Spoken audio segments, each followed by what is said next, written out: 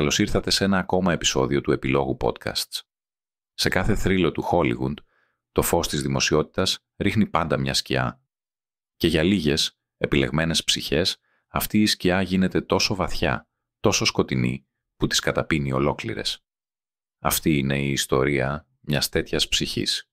Της Νάταλι Γουντ, μιας γυναίκας που γεννήθηκε για να λάμπει, αλλά έσβησε μέσα σε ένα μυστήριο που στοιχιώνει την Αμερική για περισσότερο από 4 δεκαετίες. Η Νάταλι Γουντ δεν ήταν απλώς μια ηθοποιός, ήταν ένα φαινόμενο.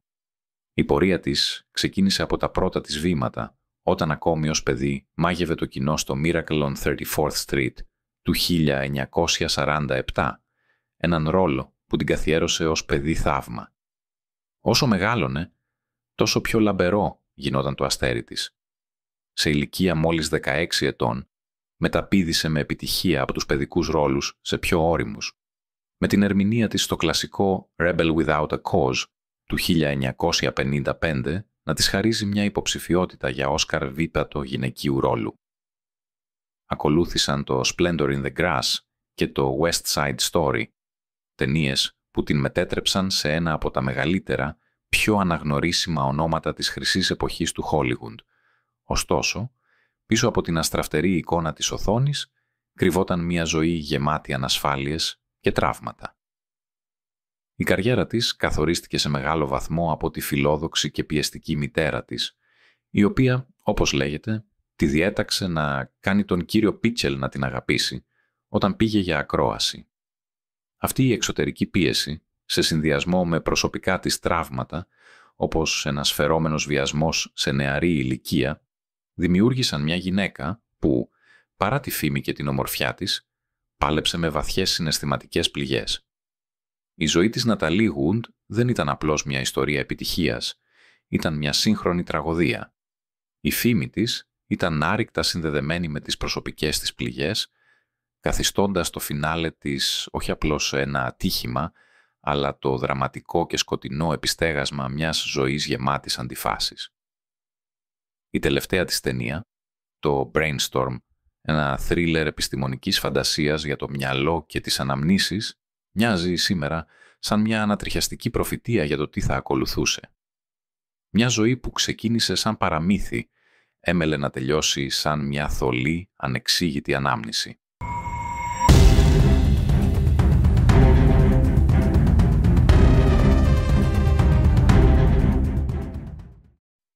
Η επίσημη εκδοχή, ένα τραγικό ατύχημα.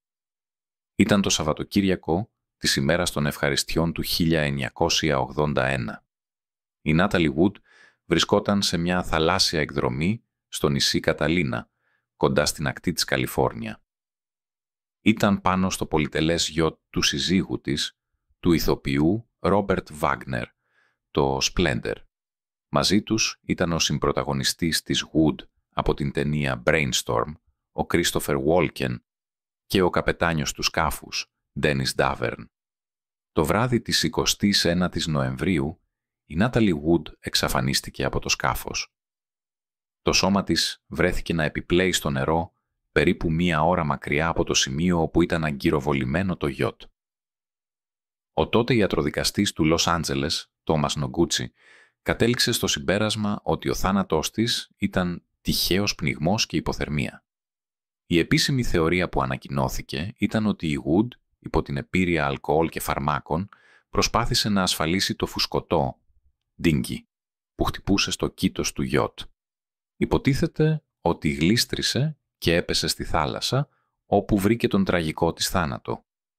Σύμφωνα με την αρχική κατάθεση του Ρόμπερτ Βάγνερ, εκείνος και ο Βόκεν είχαν επιστρέψει από ένα δείπνο με αρκετό αλκοόλ και, μετά από έναν έντονο καυγά, η Ναταλί είχε αποσυρθεί στην καμπίνα της.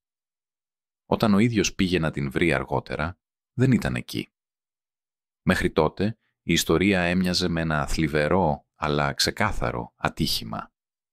Όμως, όπως συμβαίνει συχνά με τις μεγάλες τραγωδίες, η απλή εκδοχή δεν μπορούσε να εξηγήσει το σύνολο των γεγονότων.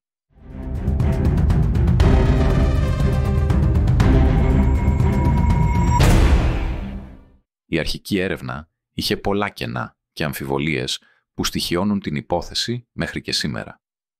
Τα πρώτα στοιχεία που ήρθαν στο φως έριξαν τη σκιά της αμφιβολίας πάνω στην επίσημη εκδοχή του ατυχήματος. Η πιο κραυγαλαία αντίφαση αφορά την ίδια τη σχέση της Ναταλί Γουντ με τη θάλασσα. Η ίδια η αδελφή της, Λάνα Γουντ, έχει δηλώσει επανειλημμένα ότι η Νάταλι όχι μόνο δεν ήξερε να κολυμπά, αλλά ήταν διάσημα τρομοκρατημένη από το σκοτεινό νερό. Για κάποιον που φοβάται το νερό, η πιθανότητα να πλησιάσει το κατάστρωμα μέσα στη νύχτα υπό την επήρεια αλκοόλ και χωρίς κανέναν δίπλα της είναι εξαιρετικά μικρή. Αυτό το γεγονός αλλάζει εντελώς την οπτική γωνία. Αν δεν πήγε μόνη της στο νερό, πώς βρέθηκε εκεί? Μία πράξη που αντίκειται στον πιο θεμελιώδη φόβο της υποδηλώνει ότι κάτι άλλο συνέβη. Καθιστά πιο πιθανή την εκδοχή ότι βρέθηκε στο νερό με κάποιον άλλο τρόπο, ίσως ως αποτέλεσμα κάποιας πάλης ή άλλης μορφής βίας. Η έκθεση της αυτοψίας έδειξε πολυάριθμους μόλοπες στα πόδια και τα χέρια της, καθώς και εκδορές στο πρόσωπο και ένα μικρό γρατζούνισμα στον λαιμό. Αυτά τα σημάδια είναι πολύ πιο σοβαρά και εκτεταμένα από ό,τι θα προκαλούσε μια απλή πτώση. Η συγγραφέας Μάρτι Ρούλι, αναλύοντας τα διαγράμματα της αυτοψίας, ανέφερε ότι οι μόλοπες, συμπεριλαμβανομένων 28 στο μπροστινό μέρος του σώματος και 11 στο πίσω μέρος των ποδιών, μοιάζουν με αυτά ενός κακοποιημένου ατόμου. Η πολλαπλότητα και η τοποθέτηση των μολόπων, ειδικά στο πίσω μέρος των ποδιών, δεν εξηγείται από την επίσημη εκδοχή του ατυχήματος. Μία μεταγενέστερη αναθεώρηση της έκθεσης της ιατροδικαστικής υπηρεσίας, η οποία κατέληξε στο συμπέρασμα ότι οι μόλοπες ενδεχομένως να είχαν προκληθεί πριν από την είσοδο στο νερό, είναι η επίσημη ιατρική επιβεβαίωση ότι η Γουντ δεν έπεσε απλώς. Η ιατροδικαστική υπηρεσία σημείωσε ότι η έλλειψη τραύματος στο κεφάλι ή το πρόσωπο, καθώς και η θέση των μολόπων, υποστηρίζουν το ενδεχόμενο να προκλήθηκαν πριν εκείνη βρεθεί στο νερό. Αυτό το έβριμα συνδέει απευθείας τα τραύματα με την πιθανότητα πάλης, μετατρέποντας την υπόθεση από ατύχημα σε ύποπτο θάνατο. Οι μαρτυρίες των 3 αντρών στο σκάφος παρουσιάζουν σοβαρές ανακολουθίες. Ο καπετάνιος Ντένις Ντάβερν ισχυρίστηκε ότι ο Ρόμπερτ Βάγνερ και η Νάταλι Γουντ είχαν έναν έντονο καυγά το βράδυ εκείνο, με τον Βάγνερ να θρηματίζει ένα μπουκάλι κρασί πάνω σε ένα τραπέζι. Ο Ντάβερν ανέφερε πως άκουσε το ζευγάρι να μαλώνει, μέχρι που όλα έγιναν σιωπή. Η αρχική δήλωση των 3 αντρών ήταν ότι η Γουντ πήρε το φουσκωτό μόνη της και πήγε στην ακτή. Ωστόσο, το φουσκωτό βρέθηκε αργότερα με τα κουπιά δεμένα και το κλειδί στη μηχανή, σαν να μην είχε χρησιμοποιηθεί ποτέ. Αυτό το γεγονός καταρρίπτει την πρώτη τους ιστορία, καθώς φαίνεται απίθανο η Ναταλί να βγήκε μόνη της με το φουσκωτό.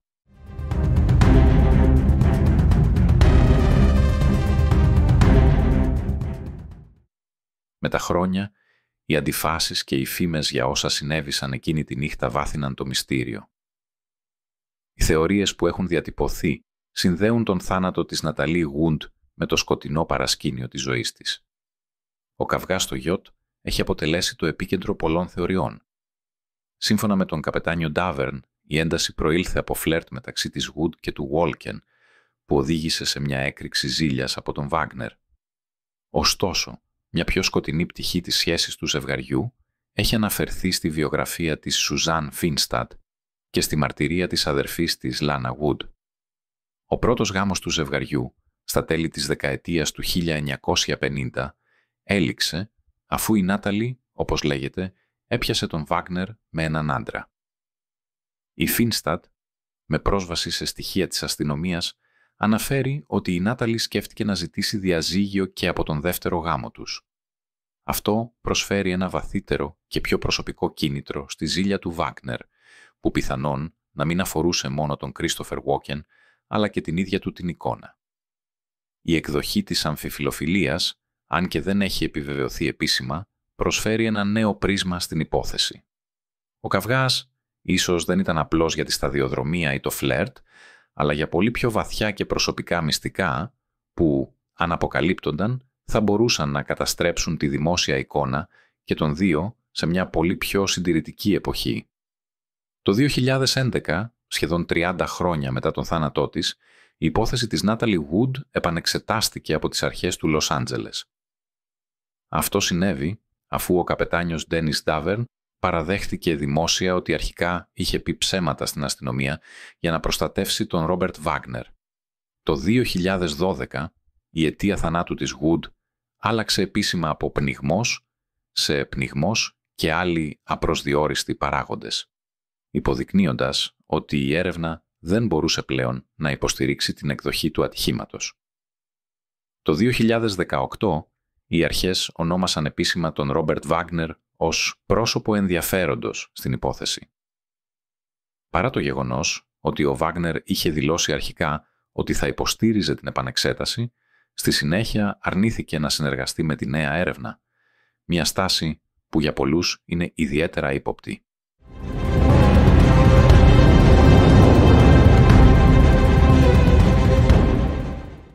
Πέρα από τις επίσημες εκδοχές και τις αντιφάσεις, υπάρχουν και μικρότερες, λιγότερο γνωστές λεπτομέρειες που συνθέτουν μια ακόμα πιο σκοτεινή εικόνα της τελευταίας νύχτας της Νάταλι Wood. Η μαρτυρία του καπετάνιου Ντένις Ντάβερν είναι μία από τις πιο κρίσιμες για την υπόθεση. Ο Ντάβερν υποστήριξε ότι ο Βάγνερ του ζήτησε να περιμένει ώρες πριν καλέσει για βοήθεια, αφού η Νάταλι είχε εξαφανιστεί. Αυτή η μαρτυρία ρίχνει μια βαριά σκιά στον Βάγνερ. Η άρνησή του να καλέσει αμέσως στις αρχές, παρόλο που γνώριζε ότι η σύζυγός του δεν μπορούσε να κολυμπήσει, μετατρέπει μια πιθανή τραγωδία σε μια πράξη εγκληματικής αδιαφορίας ή κάτι ακόμα πιο σκοτεινό. Ο ίδιος ο Ντάβερν αναφέρει πως ένιωθε σαν φυλακισμένος όταν μετακόμισε στο σπίτι του Βάγνερ μετά το συμβάν, κάτι που υποδηλώνει μια προσπάθεια φήμωσης ή συγκάλυψης. Ο Κρίστοφερ Βόκεν έχει μιλήσει ελάχιστα για το γεγονός, διατηρώντας μια αξιοσημείωτη σιωπή για δεκαετίες.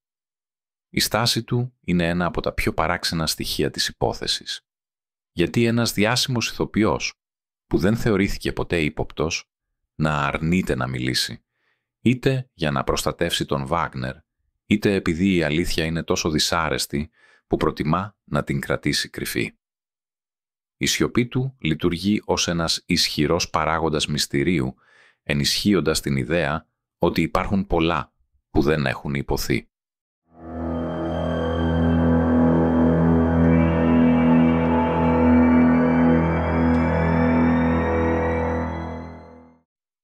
Εν μέσω όλων αυτών των αντιφάσεων, των μυστικών και των διαφορετικών εκδοχών, το ερώτημα παραμένει. Ήταν ο θάνατος της Νάταλι Wood μια τραγική σύμπτωση ή κάτι πιο σκοτεινό? Για δεκαετίες, ο κόσμος δίνει τις δικές του απαντήσεις, αλλά η αλήθεια παραμένει άγνωστη. Η αρχική έρευνα, η οποία έκλεισε βιαστικά την υπόθεση, φέρει μεγάλο μέρος της ευθύνης για τη δυσκολία της τελικής επίλυσης του μυστηρίου. Τα στοιχεία χάθηκαν, οι μαρτυρίες άλλαξαν και οι κεντρικοί πρωταγωνιστές αρνήθηκαν να συνεργαστούν, αφήνοντας πίσω τους ένα ακατέργαστο χάος. Η αλήθεια για το τι συνέβη εκείνη τη νύχτα στη Splendor μπορεί να χάθηκε για πάντα, βυθισμένη στα σκοτεινά νερά του Ειρηνικού μαζί με τη γυναίκα που δεν μπορούσε να κολυμπήσει. Το μόνο που μένει είναι η μνήμη ενός λαμπερού αστεριού που έσβησε απότομα και το αιώνιο ερώτημα που πλανάται πάνω από τον ωκεανό. Ευχαριστώ που ήσασταν μαζί μας σε αυτό το ταξίδι στο σκοτάδι του Χόλιγουντ.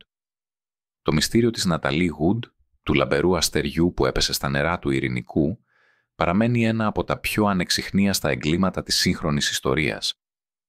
Μια υπόθεση που στοιχειώνει, γιατί μας υπενθυμίζει ότι πίσω από την έγκλη και το γκλάμορους κρύβονται πάντα μυστικά που αρνούνται να μείνουν θαμμένα.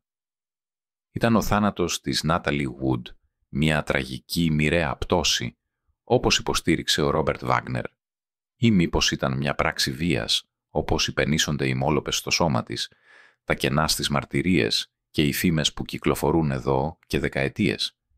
Αν σας άρεσε αυτό το επεισόδιο, κάντε εγγραφή στο podcast μας, Επίλογος, για να μην χάσετε καμία από τις σκοτεινές ιστορίες που ξεθάβουμε. Ενεργοποιήστε το καμπανάκι για να λαμβάνετε ειδοποιήσεις για κάθε νέο επεισόδιο. Μέχρι την επόμενη φορά, να θυμάστε. Η αλήθεια είναι πάντα εκεί έξω, κρυμμένη στις σκιές.